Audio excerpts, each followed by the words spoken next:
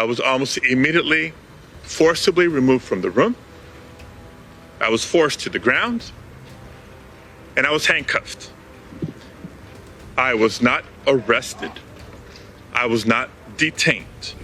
The D.C.-based drug traffickers sold PCP and fentanyl in and around the 2900 block of Knox Place Southeast. DEA and FBI investigators knew something extraordinary had erupted inside Washington when they stormed a senator's office at 8:47 a.m., uncovering 2 tons of fentanyl and heroin, $11.6 million in cash, and encrypted clearance files hidden behind a sealed cabinet. That was only the beginning. What investigators uncovered next would expose a web of corruption reaching far beyond the state's walls. We are staying here to liberate this city from the socialist and the burdensome leadership that this governor and that this mayor have placed on this country and what they have tried to insert into this city. It was the exposed entry point of a $14.7 billion narcotics pipeline built inside the U.S. government. Inside the senator's office, agents found classified routing packets describing national security cargo moving unchecked through federal gates across 3 states. These were not mislabeled shipments or errors buried in bureaucracy. They were systematically approved convoys disguised as defense materials, carrying precursor chemicals and narcotics through secure transportation corridors.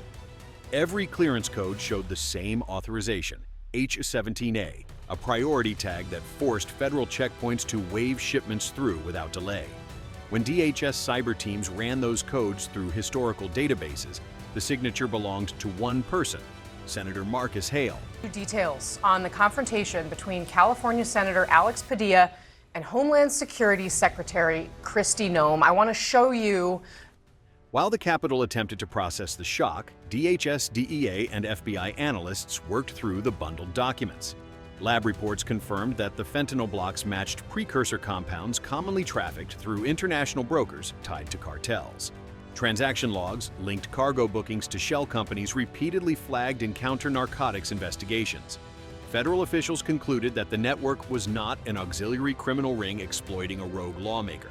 It was a fully realized narcotics infrastructure built under the protection of Senate authority. D.C.-based narcotics traffickers sourced their narcotics through Baltimore, and there was a co-conspirator who in turn was importing narcotics from California. What investigators uncovered next painted an even darker picture. 8 years of hidden records revealed that the senator had been approving transport routes that bypassed traditional inspections, customs safeguards, and secondary screenings. These were deliberate alterations to federal transportation pathways normally reserved for top clearance military shipments.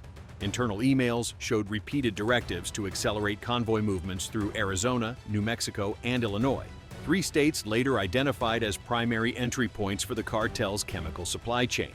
It became increasingly clear the senator wasn't a passive participant. He was engineering the system. Buried beneath layers of defense paperwork, analysts found files describing a covert freight network later named by agents as the Iron Corridor. Dozens of disguised contractor vehicles, including military-grade logistics trucks, had been used to move narcotics disguised as weapons components. Investigators documented underground tunnels used for high-volume transport, each positioned near legitimate infrastructure hubs to mask activity. Federal teams determined that the senator's role on a major oversight committee gave him direct access to logistics, systems normally restricted to defense procurement, allowing narcotics to move with the same protection afforded to national security assets. More than a corruption case, this was a blueprint for weaponizing congressional access. Internal memos discovered in encrypted drives revealed that the senator was directing, not merely enabling, a narcotics pipeline. He signed off on funding routes, approved logistics adjustments, and instructed intermediaries on how to evade federal monitoring. Notes between facilitators described him as the primary architect, the individual responsible for ensuring that shipments maintained uninterrupted movement even during heightened border security operations. The Iron Corridor wasn't a cartel invention. It was a federally shielded highway designed by someone positioned at the center of government. The situation escalated the moment the senator's fingerprints were entered into federal processing. That single action triggered the activation of a classified federal mission known as Operation Fracture, the most extensive coordinated domestic strike launched since 9/11. Within hours, 3,200 federal agents mobilized in unmarked hangars and secured facilities across the country. Teams from FBI, DEA, DHS, ATF, U.S. Marshals, and state tactical units prepared for synchronized raids spanning 14 states, each targeting infrastructure tied to the senator's narcotics pipeline. No insignias were worn, no radio chatter was broadcast on open frequencies. The risk of evidence destruction or counterattacks was too great. Federal commanders knew the syndicate had access to encrypted communications, military-grade weapons, and former soldiers capable of coordinated defense. The Iron Corridor was not a loose network of criminals. It was a fortified paramilitary distribution system embedded inside American infrastructure. The first strike unfolded near El Paso, where federal drones tracked tunnel access points emerging from a fortified compound disguised as an industrial trucking center. Thermal imaging identified 16 armed guards patrolling rooftops, scaffolds, and raised platforms. At the moment of breach, flashbangs detonated across the perimeter, and tactical teams advanced with ballistic shields while suppressive fire erupted from elevated positions. Inside the compound, agents discovered crates filled with military-grade carbines, suppressors, and climate-controlled drums stamped with cartel insignias, the same markings found in the senator's office. Within minutes, another confrontation erupted in Phoenix. A conversion facility masquerading as an auto parts warehouse had been processing raw fentanyl into pill form using industrial mixers. As agents breached the rear wall, clouds of white powder billowed through the corridor. K-9 units intercepted operators attempting to flee through chemical storage aisles, while one suspect attempted to ignite a drum of precursor chemicals to destroy the site. Federal teams subdued him before the reaction could trigger. Evidence recovered later confirmed the facility supplied multiple cities using clearance codes routed through Senate authorization. Hours later, the most intense raid occurred in northern Georgia, the syndicate's primary logistics hub. A maze of freight trailers surrounded a dummy manufacturing plant, each positioned to obscure the movement of narcotics and weapons. As federal convoys approached, cartel-operated big rigs attempted a high-speed escape. Agents deployed spike systems that shredded tires, sending 2 trucks spinning into drainage channels. Gunfire echoed between steel rows as tear gas canisters rolled beneath trailers. Thermal drones identified suspects hiding inside refrigerated units, huddled beneath stacked produce with rifles frozen from the cold. By the time the operation stabilized, the scale of the breach was undeniable. Federal agents seized 2.1 tons of fentanyl and heroin, 412 weapons, and $380 million in currency, gold, and crypto ledgers. 143 cartel operatives were taken into custody in the opening wave alone. The Iron Corridor, once invisible, protected by Senate signatures, and believed untouchable, had been reduced to disabled tunnels, seized trucks, and smoldering warehouses. The consequences extended far beyond law enforcement. Every pound of fentanyl taken off the corridor represented lives saved, families spared, and communities protected from a substance responsible for tens of thousands of American deaths each year. Federal officials emphasized that the seizure of 2.1 tons of narcotics was not just an operational victory.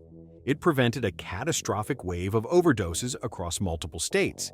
The fact that such a pipeline had been functioning out of the Senate made the threat even more alarming. This triggered a crisis, the political collapse. Inside an evidence room, analysts worked through entries from a document soon known as the Meridian Ledger. The ledger listed 77 compromised officials, each tied to clear patterns of corruption. These names included police chiefs, city council members, transportation advisors, federal staffers, and personnel with access to logistics systems used for national security shipments. Every entry in the ledger corresponded to a real-world action, a rerouted convoy, a clearance approval, a disabled checkpoint, or a lost report timed precisely with cartel movements. Federal prosecutors immediately moved forward. In the first wave alone, 184 individuals across state and federal offices were indicted. Arrests unfolded inside government buildings, in private residences, and even in agency parking garages. Entire departments watched colleagues handcuffed and escorted out, while still insisting they had no idea the corridor they had been authorizing was tied to a $14.7 billion narcotics network. As the story reached the public, anger spread faster than any official press statement. Protests erupted from Chicago to Phoenix, with the communities demanding justice for the lives lost to fentanyl that had flowed through corridors authorized inside the government. Families held signs saying, "Who signed off on our grief?" And if the Senate bends, what else breaks? For many, the scandal confirmed long-held fears that the devastation in their neighborhoods had not been random. It had been authorized. Behind closed doors, the institutional shockwave deepened. Federal warrants froze 641 bank accounts tied to laundering operations disguised as humanitarian relief, energy subsidies, and defense grant programs. These freezes collapsed long-standing financial conduits that had quietly supported the syndicate for more than a decade. Agencies halted clearance protocols, suspended entire divisions, and ordered re-audits of all military shipping corridors. Departments that had maintained routines for years suddenly found themselves rebuilding security systems from the ground up. Across Washington, D.C., committees convened in secure rooms as intelligence teams demanded access to years of classified briefings Senator Hale had attended. They were not simply determining what information he had mishandled. They were assessing how deeply the manipulation had spread. Every document he touched, every clearance code he approved, every transportation directive he issued underwent forensic analysis. Officials feared not only the narcotics pipeline itself, but the possibility that national security assets had also been compromised. Internal memos from the Department of Justice shifted sharply in tone. They no longer centered on the power of external cartels. They focused on the extent to which internal corruption had weaponized American institutions against the public. The syndicate had not infiltrated through stealth. It had been invited in through official authority. The power to redirect shipments, override checkpoints, and disable oversight had come from positions meant to defend the nation. Public pressure intensified as more facts emerged. Citizens demanded to know how a single H-17A clearance code could override multiple federal safeguards. Editorials questioned whether current systems were even capable of preventing similar breaches in the future. Advocacy groups demanded reforms, ensuring no official could wield unchecked logistical authority again.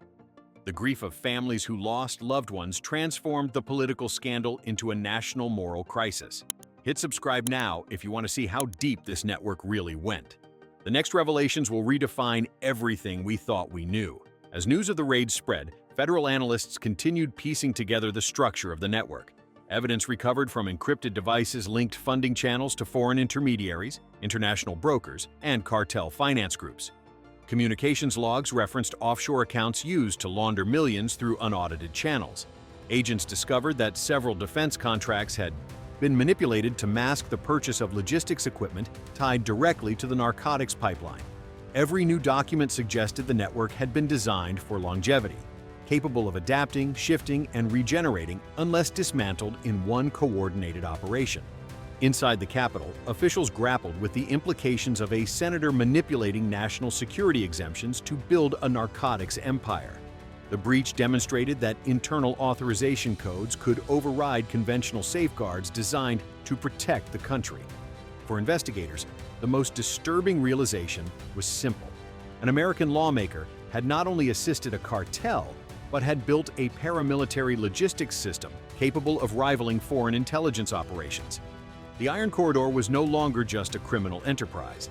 It was a national security threat, constructed from within the country's own institutions.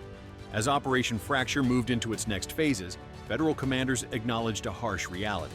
The network's sophistication demonstrated how deeply corruption could embed itself when political power is weaponized. What happened inside that Washington office at 8:47 a.m. was not the end of the investigation. It was the moment the United States finally saw the hidden machinery that had been poisoning its communities. A machinery engineered from the halls of power and shielded by the authority meant to defend American lives. When federal teams completed the first wave of raids, analysts began compiling the national seizure totals. What emerged was staggering, even for agencies accustomed to large-scale interdictions. Across the country, combined operations recovered 2.1 tons of fentanyl and heroin, an amount large enough to endanger entire cities. Agents also seized 412 weapons, including rifles and suppressors that forensic experts later traced back to federal defense contracts. Alongside the weapons were $380 million in gold, cash, and crypto ledgers sealed inside containers bearing Meridian Syndicate insignias identical to those found in Senator Marcus Hale's office. In the tunnels beneath several raid sites, agents discovered an infrastructure that looked more like military installations than criminal hideouts. Blast doors, reinforced with steel plating, guarded access points that stretched across multiple states. Climate-controlled storage rooms held narcotics at precise temperatures to maintain chemical stability.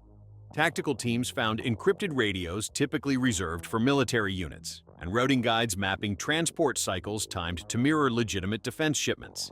Every detail suggested an operation engineered to endure pressure from the FBI, DEA, and DHS indefinitely. As digital forensics teams cracked confiscated servers, the scope widened further.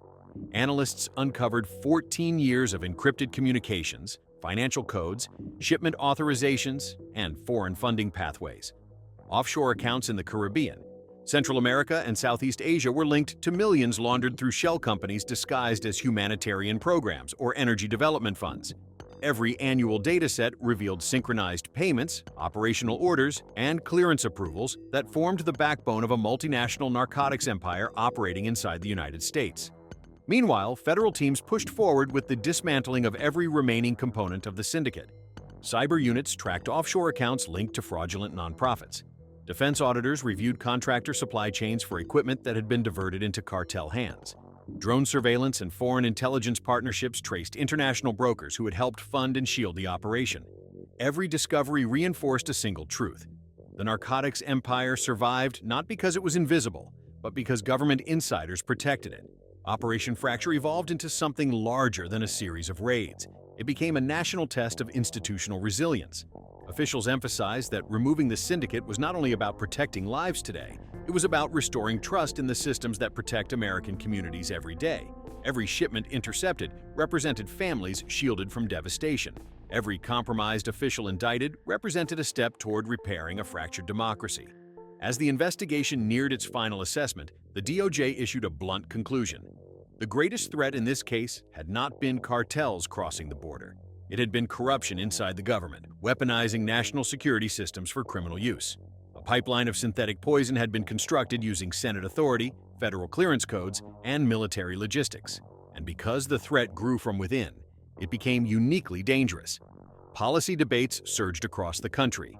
Demands for stronger oversight, independent auditing, and transparency regulations shaped hearings from Capitol Hill to state legislatures. Editorial boards warned that institutional complacency had allowed the breach to flourish. Community groups insisted on reforms, ensuring that no future official could replicate the power structure that built the Iron Corridor. By the time the last briefing ended, the nation understood a chilling truth.